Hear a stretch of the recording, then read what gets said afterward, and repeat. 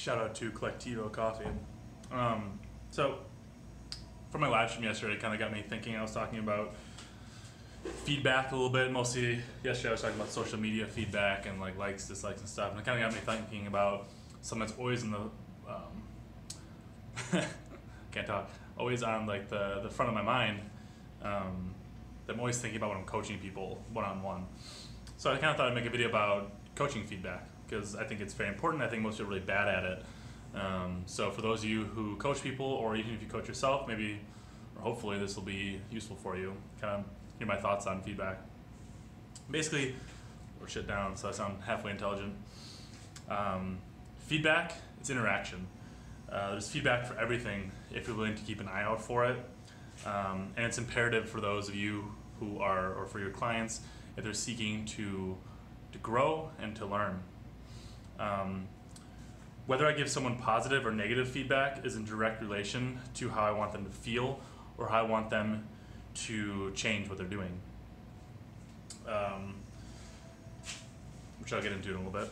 I feel a lot of people, pretty much most people, overestimate how powerful positive feedback can be, which can mean a multitude of things, but often is used as, for example, good job, great job everyone, good, that kind of positive feedback, and really underestimate how powerful negative feedback can be, which again can be a multitude of things.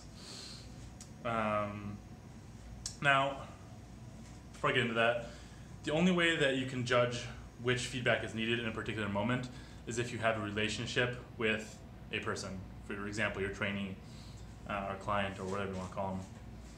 If a random person walks in the gym, you have no relationship with them whatsoever, and you just kind of have to go into default, good effort, maybe work on this mode, which is, it's meaningless, completely meaningless. If you have a deep relationship with the trainee, you can judge on any given day what feedback is appropriate and what's needed that day. This is a big part of why I become friends with all my clients. I hang out with them. I'll go smoke a cigar with some of them, get a drink or two. If I have parties, I'll invite them, because if I know them better and they know me better, my feedback means more to them, and it means more to me also, getting feedback from them as well. And ultimately, with feedback, there's no neutral. There is no such thing as a neutral feedback. Even if you think you're being neutral, the person receiving the feedback is going to bring their own personal biases and perspective upon what you're saying, and once that's done, it's not neutral anymore. To one person saying nice, after a lift or whatever happens to be, but that might one day come across as meaning the world to them, hearing you say nice, but the next day in a different situation it might come across as condescending or even mean, that you're making fun of them or something, or being sarcastic. Even saying nothing to someone after a given effort means something, and it can sometimes be the most powerful feedback you can possibly give.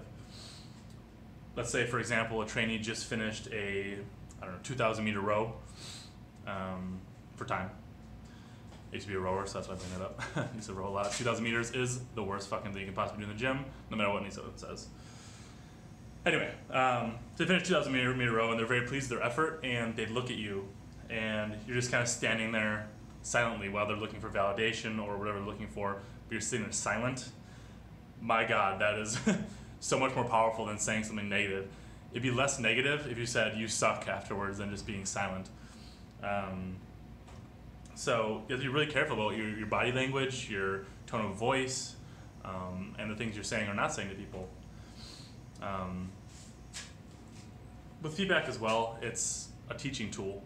It's not just to tell people good job or whatever, make them feel good or feel bad or whatever. It's a teaching tool, because often weight can't teach a lesson.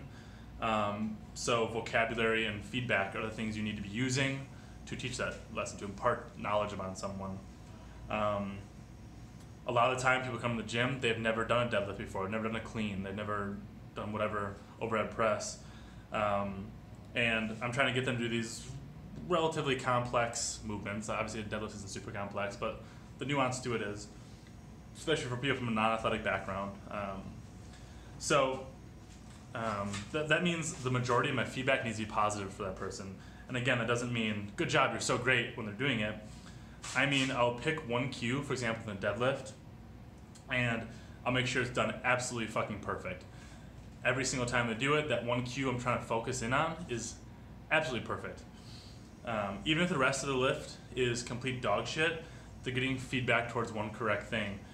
If instead all I'm doing is, nope, that needs to be better, nope, that also needs to be better, you're not bracing well, your back's round, you're not driving the floor away from you, whatever it happens to be, then what's going to happen is all they're hearing is negative feedback, and they're not going to come back because in their mind they didn't do anything right.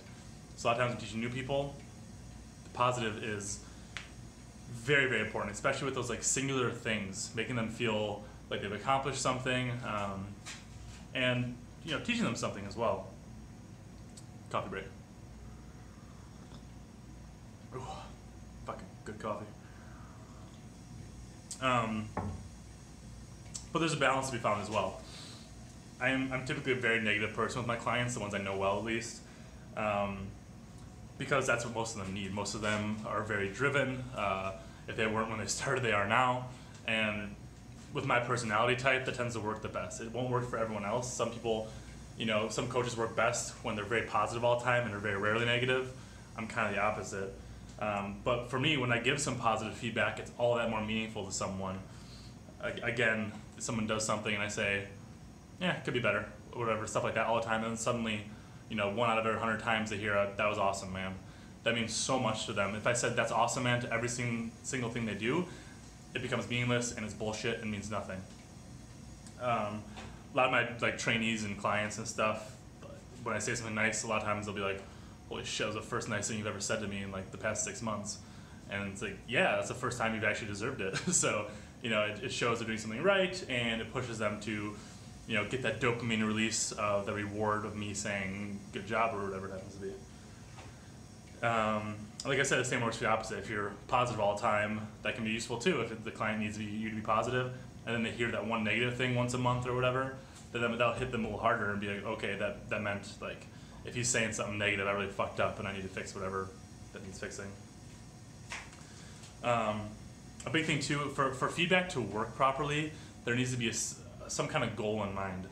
If you go to a CrossFit box or gym, whatever the fuck you want to call it, and just do whatever random WOD is on the board every day, without any sort of end goal in mind, all the feedback you're getting is meaningless.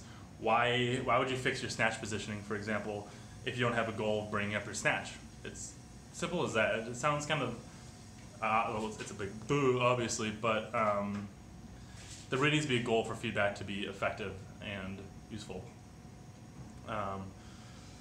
Feedback should have a purpose, as in I want to accomplish something. And this is kind of what spurned this whole thing. This is why social media feedback is completely bullshit. Pretty much all of social media feedback comes from faceless nobodies who enjoy talking about things they don't know anything about, which all of you I'm sure have experienced. Getting a like or a dislike on a video or on a picture means absolutely nothing, because you don't know where they're coming from. You have no idea where that like is coming from, where the comment's coming from.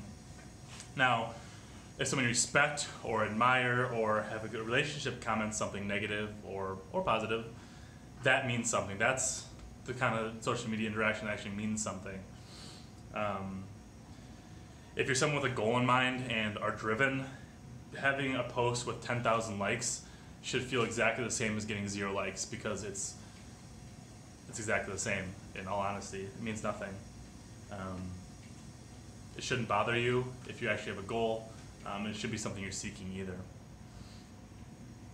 So anyway, like I said, this kind of just was spurned by my live stream yesterday. It's kind of rambling thoughts a little bit, other than I wrote some stuff down just to keep me flowing a little bit. But hopefully this will be somewhat useful for those of you who coach people or want to get into coaching people, or even if you coach yourselves. It's the same way. If you're negative on yourself all the time, be positive once in a while. Look at your lift. You film your lifts and you see something that was really good that day. Tell yourself, good job, me. Pat yourself on the fucking back. And basically, I think as a coach, and if you want, like I said, if you want to be a coach or you currently coach people, the feedback you're giving people should be on the forefront of your mind at all times. It's the greatest tool to teach. It's the greatest tool for you to learn as well. And a lot of people just kind of willy-nilly give out compliments or negative feedback all the time. So be aware of what you're saying to people is what I'm saying, I guess.